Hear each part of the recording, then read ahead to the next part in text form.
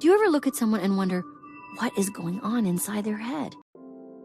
If your answer was yes, you're certainly not alone. In order to understand, let's start with the basics. What is a narcissist? What are some of the behaviors? What are some of the red flags? What are the signs of someone who is manipulative? You may have noticed that Natasha Cooper exhibits a predictable cycle of behaviors every time she has a falling out with a friend, when she loses control. This is the 4 phases of narcissistic abuse. First is the love bombing phase, where from the outside, it appears that the two are great friends. Natasha is friendly, sometimes clingy, full of compliments, and defends them. Second is the devalue phase. When a narcissist has lost control of someone, they want to make sure that that person is not looked upon favorably, especially when it relates to them. They want to get their story out before that other person does, in case they decide to speak their truth. They want everyone to know that they are the victim and that person is the villain.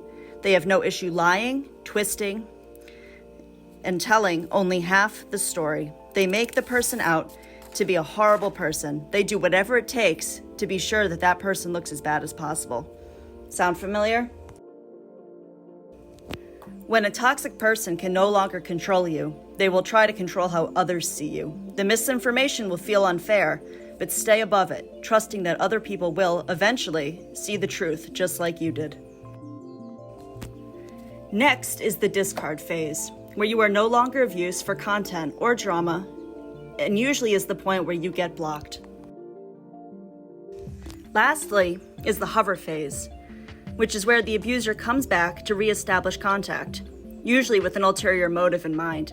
At this point, some will get reeled back in and others will be wise and not engage. It's important to remember that criticism or questioning in their mind is considered persecution.